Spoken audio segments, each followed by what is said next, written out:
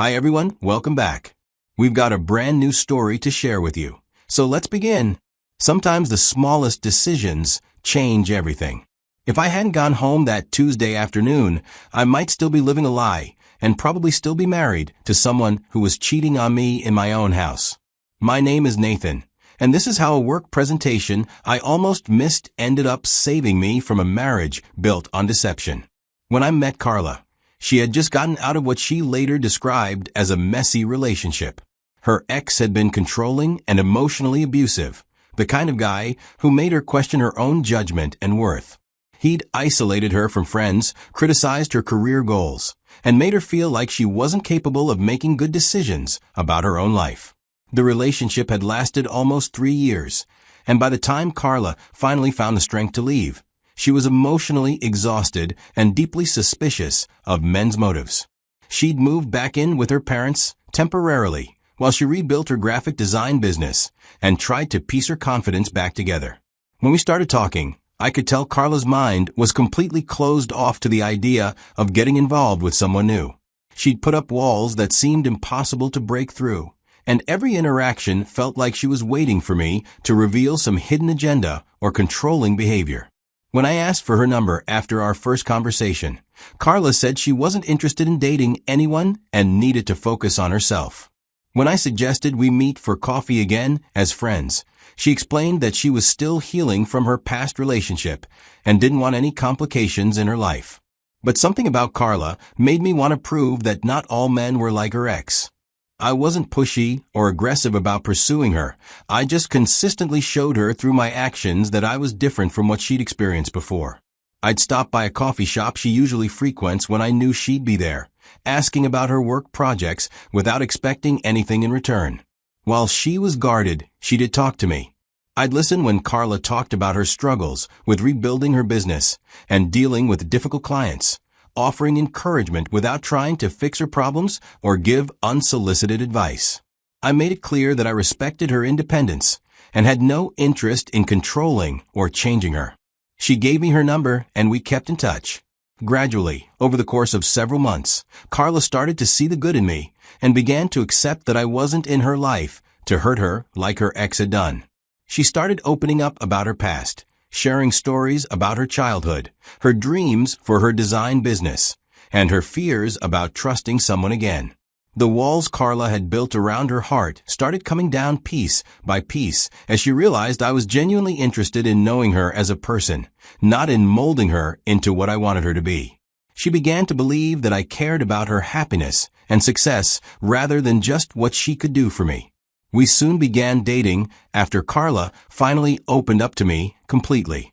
It took about 4 months of patient friendship before she was ready to give our relationship a real chance, but the wait was absolutely worth it.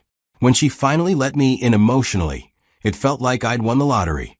Carla was everything I wanted in a woman: intelligent, creative, independent, and beautiful in a way that took my breath away every time I looked at her. She was working hard, and I admired her determination, talent, and resilience after everything she'd been through. I believed I was her type, too, based on how she'd talk about our future with genuine excitement and hope. Carla would tell me that I made her feel safe and valued in ways she'd never experienced before, and that our relationship had shown her what healthy love actually looked like. After a year of dating and getting to know each other deeply, with both our parents' blessings and encouragement, we got married in a small ceremony. The timing felt perfect, not too rushed, but not so long that we were just going through the motions of a relationship that had run its course. Carla had clearly healed from her past relationship trauma and was ready to build something real with someone she could trust completely. I was ready to commit my life to someone who I thought shared my values about loyalty, honesty, and partnership in marriage. To me, Carla was my ride or die. She was the person I wanted to share everything with: good news from work, bad days when nothing went right, random thoughts that popped into my head, and big dreams about our future together. I couldn't imagine my life without her, and I genuinely thought she felt the same way about me. I managed to balance my work as a marketing analyst with coming home to Carla on time every evening. I was good at my job and respected by my colleagues, but I never let work take priority over my marriage. I'd be home by 6 p.m. most nights, and we'd cook dinner together, watch movies, and talk about our days. For the first 3 years of our marriage, everything seemed ideal. We had our routines and plans to start a family in a few years. To me, what we were building was supposed to last forever. Then came one Tuesday afternoon that shattered my entire world and showed me who my wife really was. That day started normally. I was in the middle of preparing for an important presentation to potential clients that afternoon, a project that could bring in significant revenue for our company. I'd spent weeks putting together the proposal, creating detailed charts and projections that I'd saved on my personal flash drive. Around 1 p.m., as I was getting ready to head to the conference room for the 3 p.m. meeting, I realized that my flash drive wasn't in my laptop bag, where I always kept it. I checked my desk drawers, my briefcase, and every pocket of my jacket, but it was nowhere to be found in my office. Then I remembered that I'd been working on the presentation at home the night before, making some last-minute adjustments. I must have left the flash drive plugged into my home office computer when I went to bed. I didn't think it was necessary to call Carla to let her know I was coming home, since I wouldn't be spending any time at the house. My plan was simple. Drive home, grab the flash drive from my computer, and get back to the office in time for the meeting. The whole trip should take maybe 40 minutes, and I would be back early enough before the meeting. I got in my car and drove the familiar route to our house, thinking about the presentation and hoping the clients would be interested in our proposal. I wasn't worried about anything other than making sure I had all my materials ready and that the meeting would go smoothly. When I pulled onto our street, I saw a car I didn't recognize parked directly in front of our house. It was a black SUV that definitely didn't belong to anyone I know. Instead of pulling into our driveway like I normally would, I parked a bit further down the house, wondering who might be visiting Carla. I walked up to our front door, fishing my keys out of my pocket and not thinking about anything other than the possibility that Carla might have someone over for lunch. She sometimes had people over during the day for work meetings or social visits. I unlocked the front door and walked into our living room, and immediately saw something that made my whole world pause. It made no sense to my brain at first. Carla was making out on our sofa with a man I'd never seen before, with their clothes scattered around the floor in different directions. I stood there frozen, trying to process what I was seeing. This wasn't a business meeting or a friendly visit. My wife was having an affair with a stranger in our house, on the furniture we'd picked out together, in the space where we'd built our life as a married couple. I was heartbroken, devastated, and completely unable to believe what was happening in front of me. The woman I'd spent months convincing to trust me, who I'd married and promised to love forever, was betraying everything we'd built together with someone I'd never even seen before. When Carla and her affair partner finally noticed me standing there, they broke apart abruptly and jumped up from the sofa.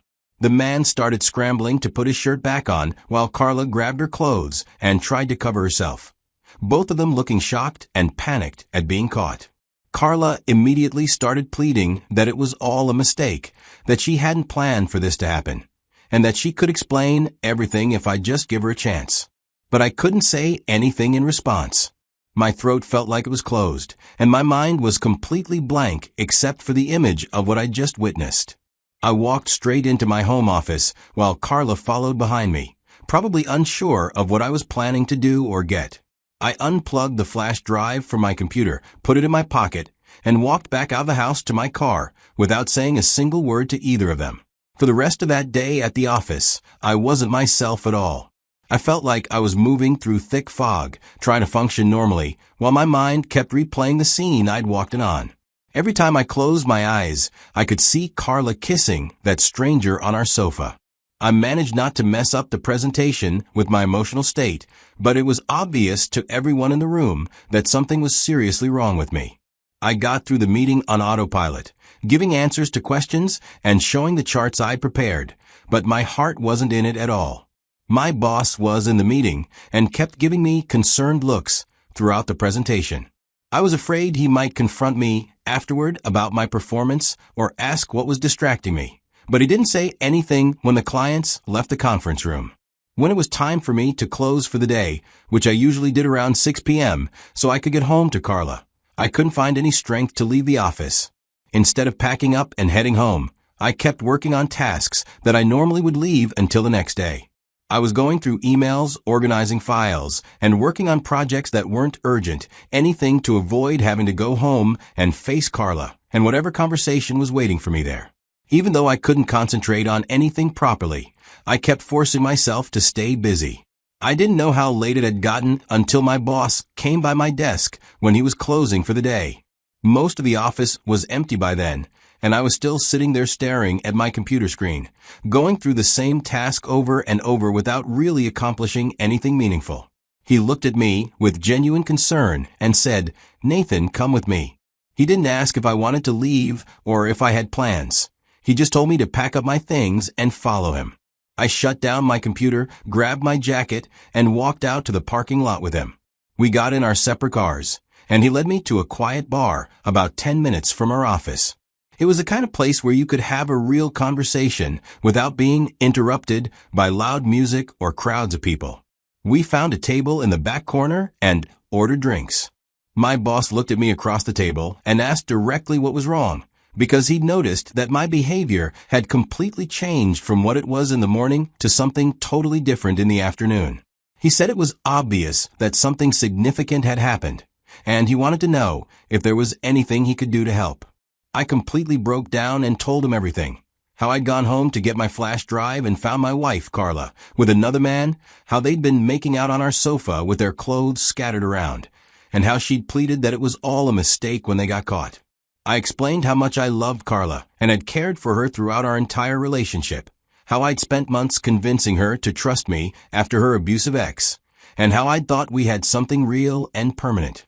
The betrayal felt like it was destroying everything I believed about our marriage and my judgment of people. My boss listened to everything I said without interrupting me or trying to offer quick solutions. He just let me pour out all my pain and confusion while he sat there patiently, occasionally nodding to show he was following what I was telling him. After I was done explaining the whole situation and had gotten all my emotions out, he asked me what I planned to do next. Did I want to try to work things out with Carla? Was I thinking about divorce?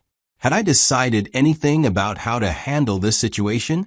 I was shocked at how direct the question came. I told him honestly that I didn't know what to do.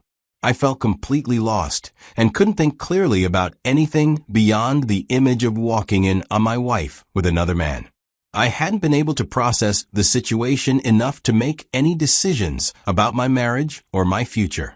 My boss reminded me that no matter what happened with Carla or how this situation was resolved, I was the one in charge of my own life.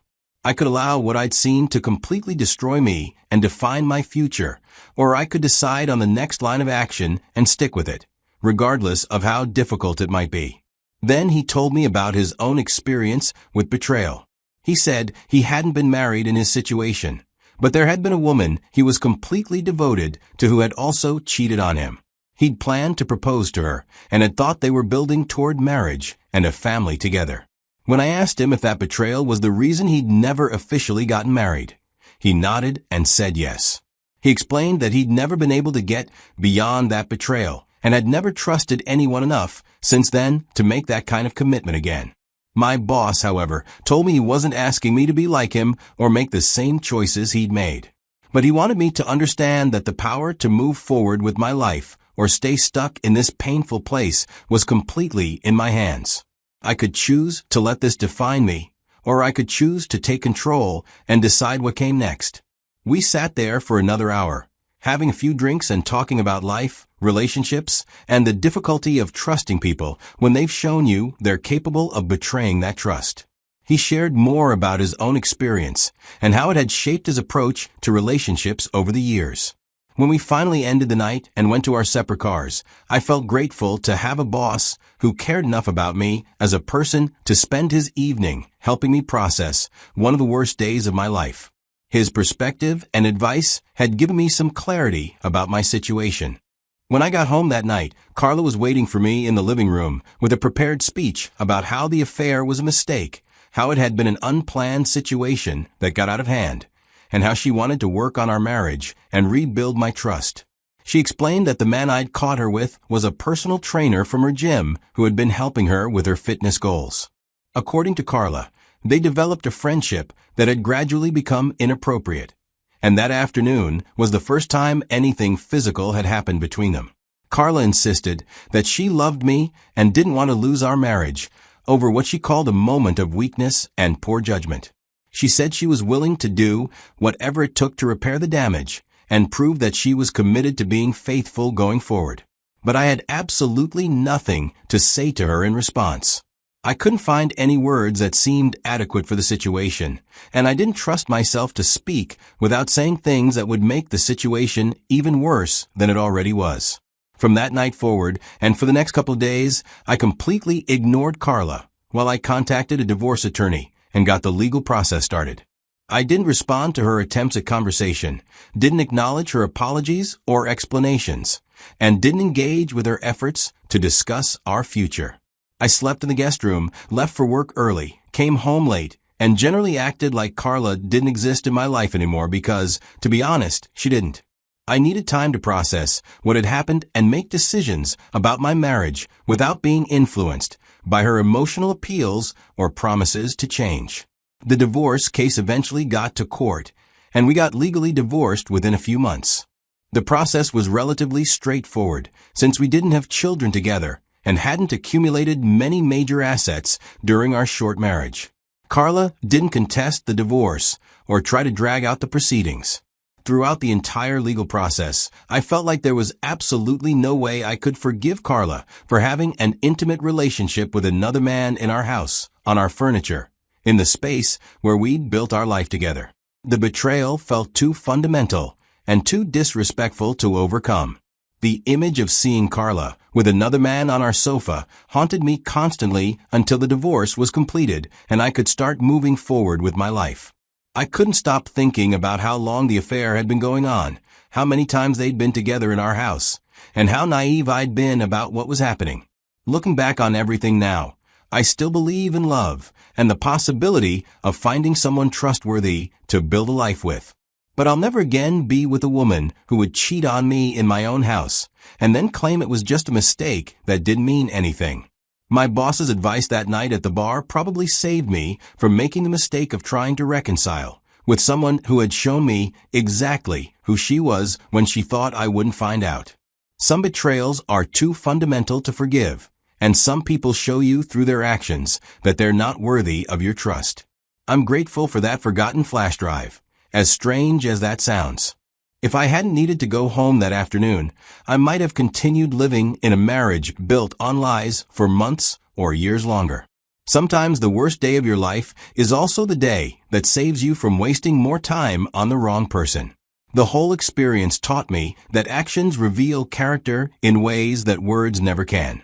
Carla could apologize and make promises about changing, but what she did that afternoon showed me who she really was when she thought no one was watching. That's the person I would have been married to, not the person she pretended to be when I was around.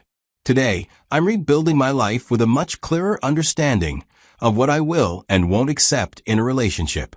I'm not bitter or closed off to love, but I'm definitely more careful about trusting people and more aware of red flags that I might have ignored before. My boss and I still work together, and occasionally we'll grab drinks after work and talk about life. He's become more than just my boss. He's a mentor and friend who helped me through one of the most difficult periods of my life. I'll always be grateful for his wisdom and support during those dark days. The lesson I learned is simple. When someone shows you who they really are, believe them the first time. Carla showed me that she was capable of betraying the person who loved her most in the place that was supposed to be sacred to our marriage. That told me everything I needed to know about our future together. Sometimes the best thing that can happen to you is discovering the truth about someone before you waste any more years building a life with them. My marriage to Carla was short, but it taught me valuable lessons about trust, respect, and the importance of choosing partners who share your values about loyalty and commitment. I'm in a better place now than I was during those confusing months when I was trying to make sense of Carla's betrayal. Time and distance have given me perspective on the situation and confidence that I made the right decision to end things quickly rather than trying to rebuild trust that had been fundamentally broken. The flash drive incident changed my life in ways I never could have predicted, but ultimately it led me away from a marriage that was built on deception and toward a future where I can find someone who actually deserves the love and commitment I have to offer.